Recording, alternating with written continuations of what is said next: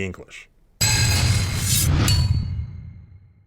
I was made aware of this situation by Jeff Gray from Honor Your Oath Civil Rights Investigations, and unfortunately we don't have the full body cam footage yet because they have not released it, but we have this interaction, which is extremely important because they charged this kid with resisting an officer with violence and aggravated manslaughter of a police officer because, like I said, this officer subsequently died, apparently of a heart attack. So let's go through the footage that we do have and see what it shows.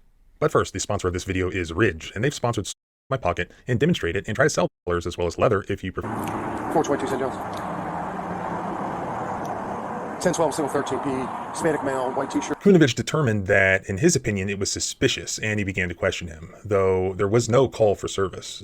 The closed Howard Johnson surprisingly pulled away from me. Well, he didn't pull away from me. You very clearly can see with your own eyes that the officer is the one who pulled Virgilio's arm back. The fact right now that there is no justification under the Fourth Amendment for the officer to even detain Virgilio at this point, much less grab a hold of him and search him. But wait, you ask, does the Fourth Amendment even apply to illegal aliens? Does the officer have a loophole here? The Fourth Amendment does apply to illegal aliens, migrants, immigrants, whatever you want to call them. It does have some limited application in, say, border searches, things like that, other areas of the Constitution. But here, under these circumstances, yes, the Fourth Amendment does protect Virgilio, even though he's from Guatemala and is not legal at this point. Stop! No. Stop! No. I'm authority.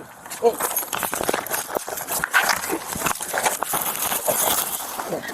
So here are my thoughts on this. While it's tragic that this police officer died, they can't just pin his death on this 18-year-old kid, even if the initial stop were justified. But let's look at the initial stop, because I believe the lack of any legal justification for this encounter to begin with throws the whole thing out. A police officer must have reasonable suspicion that some crime has occurred in order to seize somebody under the Fourth Amendment for what's called an investigatory detention. So where a police officer is forcing somebody who's walking down the sidewalk or parking lot to stop and give them his ID, or a police officer is grabbing a hold of somebody and searching them, that is a seizure under the Fourth Amendment. So at the very least, to even stop him and forcibly compel him his ID or his information, that requires reasonable suspicion. And then to grab a hold of him, pat him down and search it, that's more of a Terry stop, a Terry frisk. That requires reasonable suspicion and also probable cause to believe that the person may be armed and dangerous. Here we have none of that. How is this not just a racial profiling incident? The only allegation of reasonable suspicion is that it was a suspicious person. Now, there was no call. This kid was a tenant at the Super 8 motel. Now, this did not occur at the Super 8 motel property. It was next door at a Howard Johnson that was closed down. There was no call for service. So the only allegation they have is that he looked suspicious and he was trespassing. Well, there was no call, there was no complaint about trespassing. There are no indications that this property was like barricaded off and the kid like jumped the fence or something like that. No, he's just walking to his hotel room, talking to his mother on the phone. What makes him suspicious? What they don't want to say is perhaps the skin color. So therefore, with no reasonable suspicion that a crime has occurred, this kid never should have been detained. Then once he's detained, we have the language barrier problem. So the officer just immediately escalates the situation completely unnecessary. It never should have been detained. Then once he's detained, we have the language barrier problem. So the officer just immediately escalates the situation completely unnecessarily. I would imagine that there are resources for this officer to communicate with somebody who doesn't speak English or doesn't speak English well. But instead, he just completely escalates it. And you know what? That is perfectly consistent with the fact that this guy ended up having a heart attack. And it's just sad what they're trying to do to this kid, to railroad him and make him a scapegoat for the unfortunate death of this police officer. And the one thing that can stop this from happening is public exposure. So that's why it's important to share this video, to share this incident, to share this footage, which is why Jeff Gray sent it to me and said, broadcast this out here. And you know what? I think police officers sometimes should stop and think, you know what would Jesus do? What would Jesus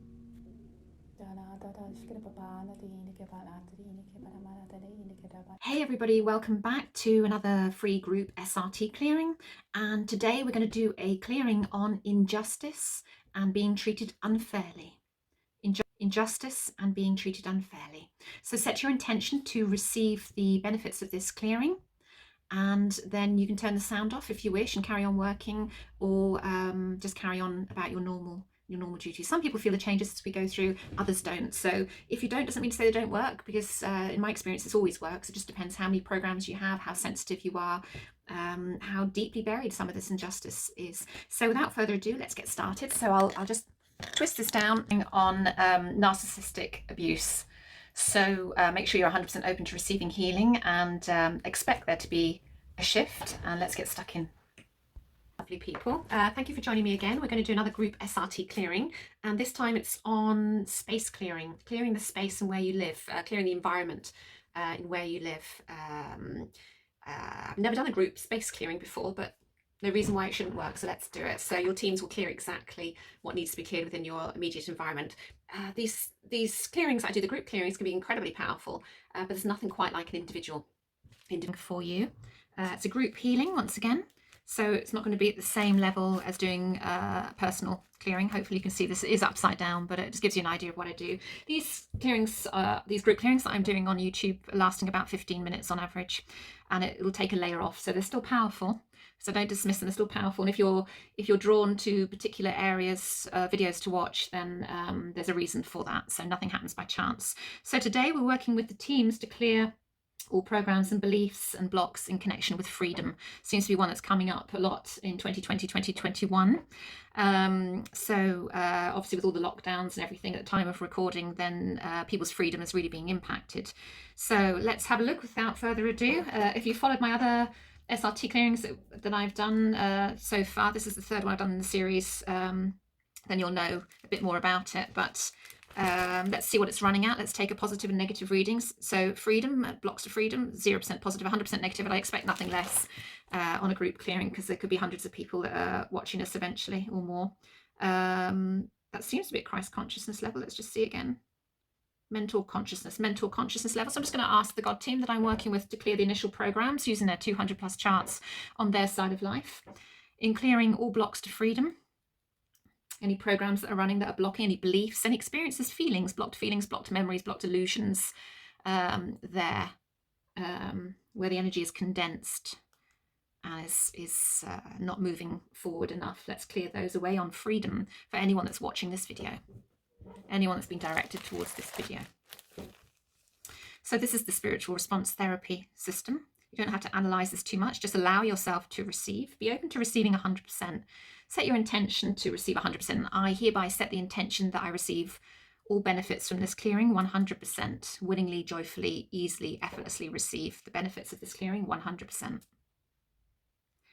And just sit back and allow yourself to receive. A lot of this clearing that takes place at higher levels of consciousness that we can't always reach intuitively anyway. This is why this system, this SRT, spiritual response therapy system, is such a brilliant system to use. It reaches those parts that only certain brands of lager can reach. It just seems to, it's very powerful. Gets to areas that I can't always pick up intuitively. So where are we going from here? We're going straight to chart 5 by the look of things. Chart 5 is negative motivations, blocks and interferences, where a lot of entities and contracts and things like that sit. And straight away with the blocks to freedom, is it inside?